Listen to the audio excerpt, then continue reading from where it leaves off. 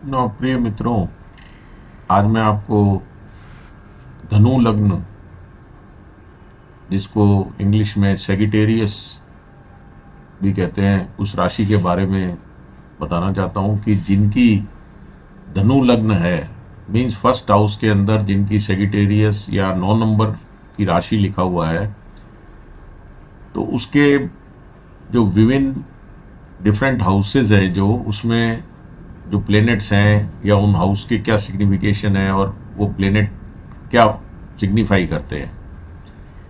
जैसे कि you all know that the धनु राशि के मालिक हैं बृहस्पति देव, जुपिटर प्लेनेट सेजिटेरियस के लॉर्ड होते हैं। उसके साथ ही ये मीन लग्न के भी लॉर्ड होते हैं। तो 9 नंबर की जिसके लग्न है, अगर हम सिंह लग्न को देखते हैं, अगर हम सूर्य को देखते हैं जिनकी राशि सिंह राशि होती है, तो धनु लग्न वालों के लिए सिंह राशि ट्राइन में आती है 9th हाउस में। तो 159 शुभ स्थान माने जाते हैं, जिनको कुंडली के अंदर ट्राइन भी कहा जाता है।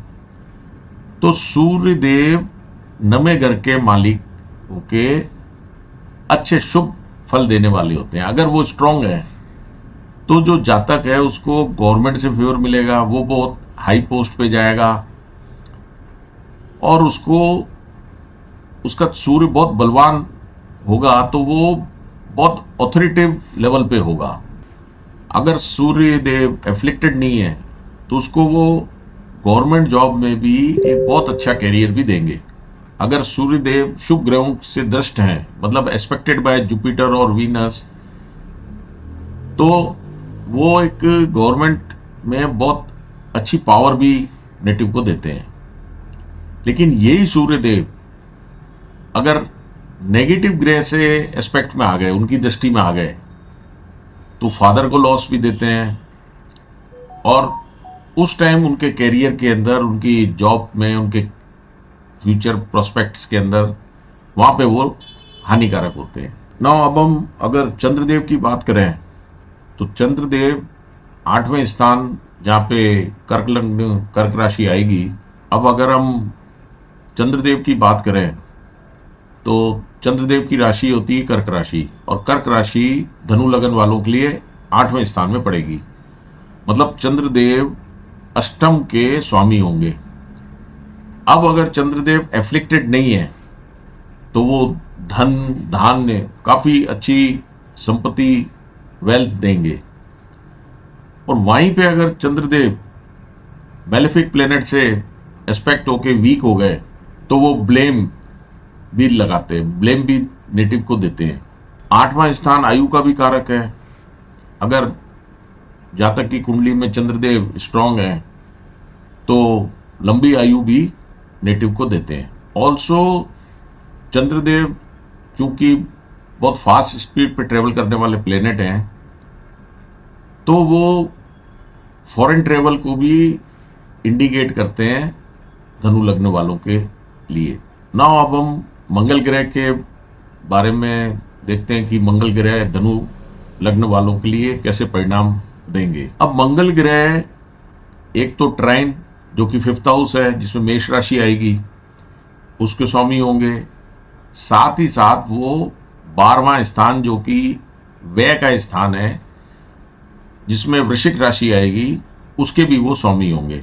मंगल देव 5th हाउस, जो कि संतान का और हमारे पूर्व जन्मों का, एजुकेशन का भी कारक है, तो उसके परिणाम के साथ साथ 12th हाउस के जो अगर अनफेवरेबल रिजल्ट्स आते हैं तो उनको भी वो इंडिकेट करते हैं। अगर मंगल देव कुंडली में स्ट्रांग होके प्लेस्ड हैं तो वो अच्छी वेल्थ देंगे, लक टू द फादर देंगे, पिता को भाग्य अच्छा रहेगा। 5th हाउस स्पेकुलेशन का भी हाउस है। If Mars planet is strong then the native will gain also through the speculation.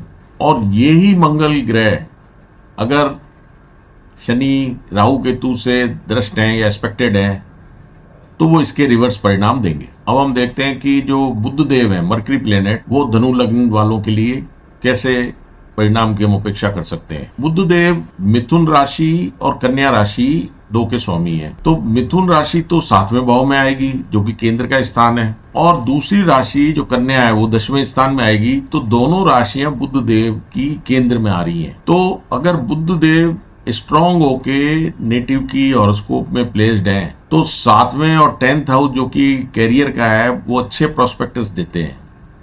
अब बुध देव अगर सेकंड हाउस में बैठे हैं तो वो 7th हाउस से अष्टम हो जाते हैं,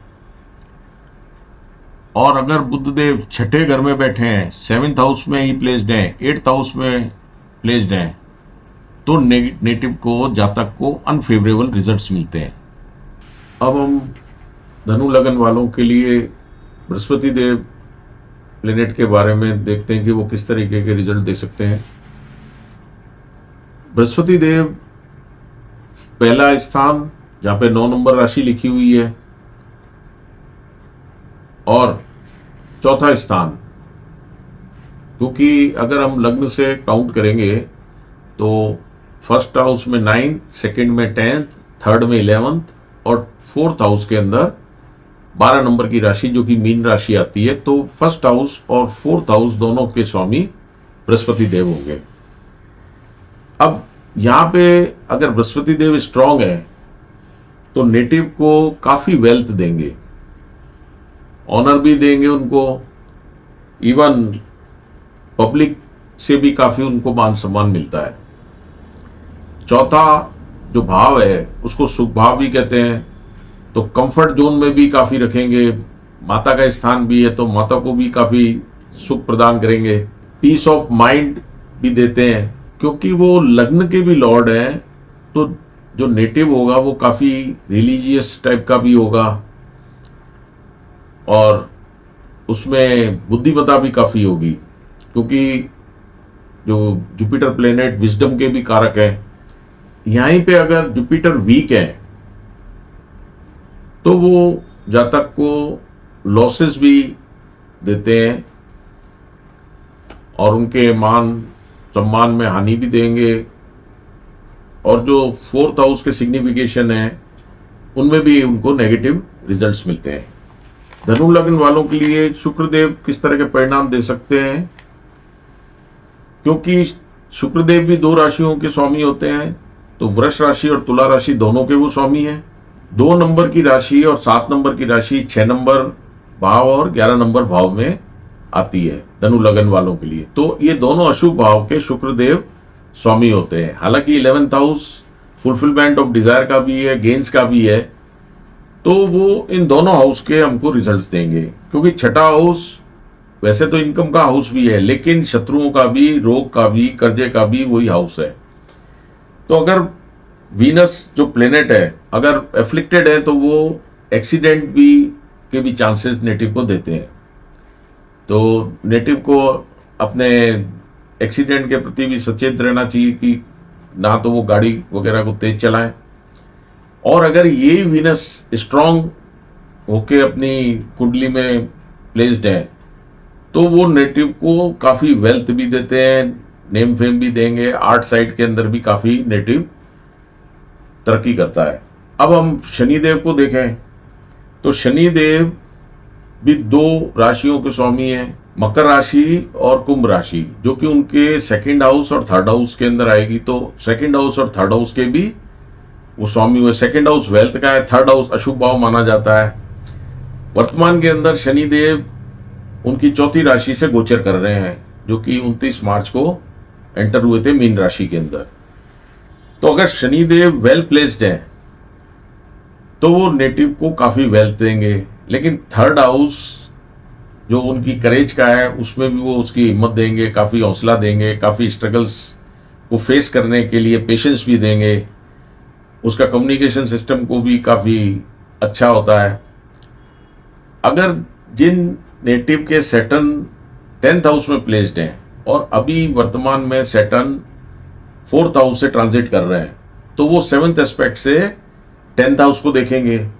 तो नेटिव के 10th हाउस क्योंकि प्रोफेशन का कारक है, तो उसमें कैरियर में प्रमोशन और उनके भी चांसेस की काफी अपॉर्चुनिटीज मिलेगी। तो तो सैटर्न के लिए, सैटर्न धनु राशि धनु लग्न वालों के लिए सेकेंड हाउस जो कि कुटुंब का भी है, तो उसके भी उनको काफी वेल्थ और काफी प्रॉस्पेरिटी देते हैं। और अगर सैटर्न हॉरोस्कोप के अंदर मेलिफिक प्लैनेट से एस्पेक्टेड है या नेगेटिवली प्लेस्ड है, तो वो इन सेकेंड और थर्ड हाउस के जो सिग्निफिकेशंस है उसके अंदर अनफेवरेबल रिजल्ट्स भी देते हैं। आशा है जो मैंने आपको धनु लग्न के जातकों के लिए जो जानकारी दी वो आपको पसंद आई होगी। अगर वीडियो अच्छा लगा हो तो प्लीज़ सब्सक्राइब करें और लाइक भी करें। अगर आपको कोई क्वेरी है तो कमेंट सेक्शन में ही पूछें, और इसको मेरी रिक्वेस्ट है कि शेयर भी करें। Thank you.